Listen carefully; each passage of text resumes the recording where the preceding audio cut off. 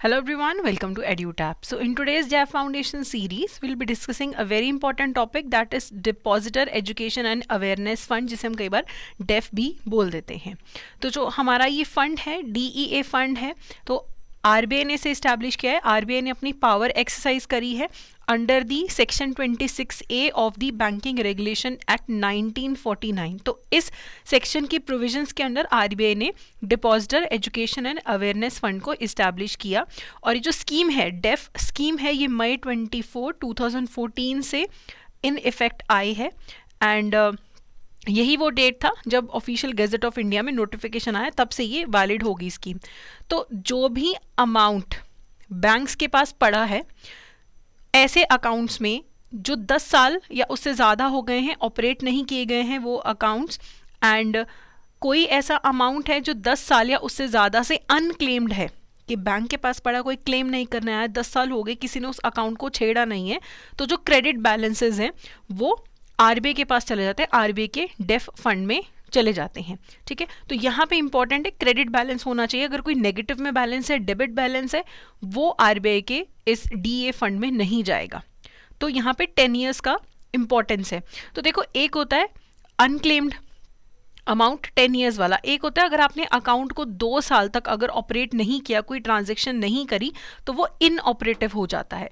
That is a different thing. अगर आपने 2 साल हो गए अपने अकाउंट में कोई ट्रांजेक्शन नहीं करी, तो वो इनऑपरेटिव हो जाता है. तो बैंक आपको बोलते हैं कि आप इसे दोबारा से ऑपरेट करिए, आपको दोबारा से केवाईसी करवाना पड़ जाता है. लेकिन अगर 10 ईयर्स या 10 ईयर्स से ज़्यादा हो चुके हैं, फिर वो फंड्स जो हैं वो क्रेडिट बैलेंसेस आरबीआई के पास चले जाते हैं. तो अगर मान लो मैंने अपने अकाउंट में ट्रांजेक्शन करी, तब तो वो अकाउंट मेरा चलता रहेगा. मान लो कि मैंने ऑटो पे का ऑप्शन ऑन कर रखा है कि अपने आप मेरे एफडी से जो मेरा पैसा है मेरे सेविंग्स अकाउंट में आ रहा है. मेरा एक बैंक में एक एफडी है, उसका जो इंटरेस्ट है मेरे उसी बैंक के सेविंग्स अकाउंट में आता रहता है क्वार्टरली. तो और मैं कोई ट्रांजेक्शन नहीं करती हूँ, सिर्फ ये एफडी का पैसा जो है इंटरेस्ट का वो मेरे सेविंग्स अकाउंट में आता रहता है. ये भी ट्रांजेक्शन माना जाएगा. ठीक है, कोई ऑटो पे मैंने कर रखा है, कोई भी मैंने ट्रांजेक्शन्स कर रखी हैं, ऑटो पे कर रखा है, ऑटो क्रेडिट हो जाता है, तो वो भी कस्टमर इंड्यूस ट्रांजेक्शन ही माना जाएगा. कोई थर्ड पार्टी मेरे अकाउंट में पैसा डिपॉजिट करवा रहा है, वो भी माना जाएगा कि अकाउंट ऑपरेटिव है. हाँ, लेकिन मान लो मेरा एक सेविंग्स अकाउंट है, उसमें मेरे 10 लाख रुपए पड़े हैं. ठीक है, और ऑब्वियसली इस 10 लाख पे इंटरेस्ट भी इस अकाउंट में ऐड होता जा रहा है. 10 लाख पे मान लो पहले साल मेरे को 10,000 रुपये इंटरेस्ट आया, अगले साल फिर मेरे को 12,000 इंटरेस्ट आया. ये जो अपने आप बैंक इंटरेस्ट क्रेडिट करता जा रहा है, ये कस्टमर इंड्यूस नहीं है, तो ऐसी ट्रांजैक्शन को नहीं माना जाएगा कि अकाउंट ऑपरेटिव है. ठीक है, तो ये डिफ्रेंसिएशन ज़रूरी है. तो कौन कौन से अकाउंट्स का पैसा जो है वो डीए फंड में चला जाता है अगर अनक्लेम्ड रहे, तो चाहे आपका सेविंग्स अकाउंट है, एफडी है, कोई आरडी है, कोई करंट अकाउंट है, कोई भी डिपॉजिट है, कोई कैश क्रेडिट है, कोई लोन अकाउंट में पैसा बचा है जो यूटिलाइज नहीं हुआ, लेटर ऑफ क्रेडिट या गारंटी का कोई मार्जिन मनी पड़ा है, कोई आपका मेल ट्रांसफ़र है, डिमांड ड्राफ्ट, पे ऑर्डर, बैंकर चेक, कोई भी टाइप का अगर आपका क्रेडिट बैलेंस पड़ा है और कोई उसे क्लेम नहीं करने आया, तो वो डीए फंड में चला जाता है. अगर आपके कोई फॉरेन करेंसी डिपॉजिट्स हैं, तो पहले उन्हें कन्वर्ट किया जाएगा रुपी में. अगर फॉरेन करेंसी अकाउंट है, अनक्लेम्ड है, उसे पहले रुपये में कन्वर्ट किया जाएगा, जो कि उस दिन होगा, कन्वर्जन वाले दिन जो रेट होगा उस पर कन्वर्ट कर दिया जाएगा. जब डीए में जिस दिन ट्रांसफ़र करना है, जैसे आज अगर मुझे अपना फॉरेन करेंसी का पैसा डीए फंड में ट्रांसफ़र करना है, तो पहले उसे उस दिन के अकॉर्डिंगली, उस दिन जो रेट चल रहा होगा फॉरेन करेंसी का, पहले रुपये में कन्वर्ट किया जाएगा, फिर उसे उस फंड में डाला जाएगा. ठीक है, तो rupee proceeds of foreign currency deposits held by banks after conversion of foreign currency to rupees in accordance with the extent foreign exchange regulation. ठीक है, तो फॉरेन एक्सचेंज की रेगुलेशन के अकॉर्डिंगली कन्वर्ट होता है, जिस दिन कन्वर्ट होता है उस दिन के रेट के अकॉर्डिंगली कन्वर्ट कर दिया जाता है, रुपी में कन्वर्ट कर दिया जाता है. फिर अगर कोई बाद में क्लेम करने आएगा, उसको रुपी में मिलेगा, उसे फॉरेन करेंसी में नहीं मिलता है.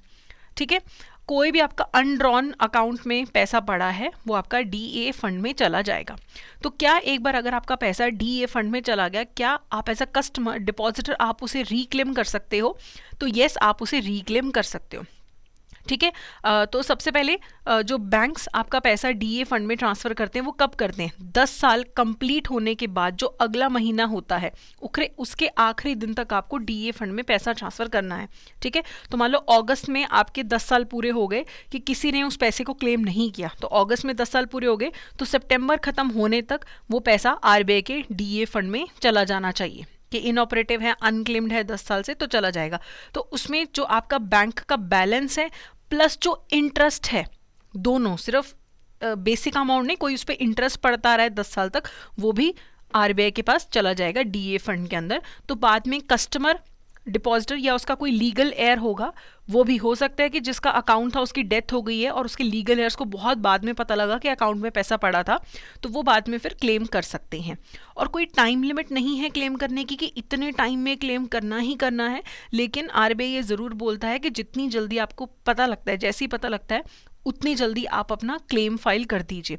तो जब मैं क्लेम फाइल करूंगी, अगर मान लो मुझे ये पैसा मिलता है तो क्या मुझे विद इंटरेस्ट मिलेगा? तो येस, अभी आरबीआई ने 3% के हिसाब से इंटरेस्ट प्रोवाइड करने की बात कर रखी है कि जो भी पैसा उस पर 3% पर एनम के हिसाब से जो है इंटरेस्ट मिलेगा। तो अगर मेरा पैसा डीए फंड में चला गया तो जितना टाइम आरबीआई के पास पड़ा रहा वो, तो 3% के हिसाब से मुझे फिर मैं क्लेम कर सकती हूँ।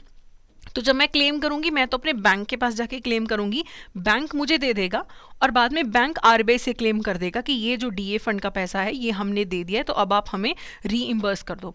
हो सकता है कि मैं जिस बैंक से लेने गई हूँ उसकी लिक्विडेशन हो गई, वाइंड अप हो रहा है, तो फिर जो डिपॉजिटर है उसे लिक्विडेटर के पास जाना पड़ता है। मान लो मेरा पैसा एसबीआई में था, एसबीआई से मैं पूछने गई तो एसबीआई तो मान लो बंद हो रहा है, लिक्विडेट हो रहा है, तो जो लिक्विडेटर असाइन होगा उस बैंक का, उससे जाके मैं क्लेम करूंगी।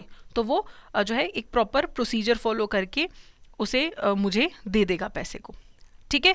तो अब इससे रिलेटेड कुछ एमसीक्यूज कर लेते हैं। Which of the following amounts are to be credited to DEA? Savings, FD, RD, margin money against the issue of letter of credit. तो ये सारा का सारा जो पैसा है आपका डीए फंड में चला जाता है। तो किसी भी टाइप का क्रेडिट बैलेंस होगा ना, तो वो आपका डीए फंड में जाएगा। अगला है, what is the requirement for banks regarding the transfer of amounts to the DA fund? What are the requirement of banks regarding the transfer of amount? Transfer only the principal? नहीं. Transfer the amount on the last working day of the financial year? No. Transfer the entire amount including interest? तो जो accrued interest है सब मिला के सारा का सारा पैसा डीईए फंड में जाता है, तो सी यहाँ पे करेक्ट ऑप्शन है। अगला है, consider the following statement about the refund process from the DEA fund. Customers can claim a refund of their unclaimed amounts from their banks। तो बैंक से फंड क्लेम करते हो आप, ठीक है, बैंक बाद में आरबीआई से रीइंबर्स करवाते हैं। Banks are required to repay the customer based on the request made by the customers depositor और लीगल एयर्स। तो डिपॉजिटर, कस्टमर, लीगल एयर कोई भी क्लेम कर सकता है। There is a specific time limit for claiming a refund. तो ऐसा तो नहीं है, कोई टाइम लिमिट नहीं है कि इतने में ही रिक्लेम करना है, तो थर्ड गलत है। तो 1 और 2 यानी कि ए जो है यहाँ पे करेक्ट आंसर है। अगले क्वेश्चन का आंसर आप मुझे कमेंट सेक्शन में देंगे। Who can claim the unclaimed deposit from DEA fund? कौन रिक्लेम कर सकता है? सिर्फ कस्टमर, सिर्फ legal heir, customer, legal heirs दोनों में से कोई भी, या फिर गवर्नमेंट? इनमें से कौन रिक्लेम कर सकता है? ठीक है। So before ending this session I would like to tell you कि हमारा जो लाइव क्रैश कोर्स बैच 2 है वो लॉन्च हो चुका है, तो आप उसमें एनरोल कर सकते हैं अगर आपको प्रिपरेशन में लगता है आपको हेल्प की ज़रूरत है। तो अभी अगर आप जैब 80 कोड यूज़ करेंगे तो आपको ये कोर्स 2500 में मिलेगा। इसमें हमारी टोटल 60 लाइव क्लासेज होंगी, 15 फॉर ईच सब्जेक्ट। अगर आप बाई चांस कभी लाइव क्लास मिस कर दो तो आप उसका रिकॉर्डेड वर्जन भी देख सकते हैं। प्लस आपको कॉन्सेप्ट नोट्स मिलेंगे, टेस्ट सीरीज मिलेंगी, चैप्टर वाइज MCQs भी मिलेंगे। तो अगर आपको कोई भी कोर्स खरीदना है, so this is the right time, because फिर त्योहारों का टाइम आ जाएगा, बीच में बहुत सारी छुट्टियां आ जाएंगी, तो एंड टाइम पे प्रिपेयर करना थोड़ा सा डिफिकल्ट हो जाएगा। ठीक है। तो डिस्क्रिप्शन में आपको लिंक मिल जाएगा, हमारी वेबसाइट पे जाके भी चेक कर सकते हैं, और इस सेशन का जो PDF है वो आपको टेलीग्राम पे मिल जाएगा। So that's it for today. Thank you so much.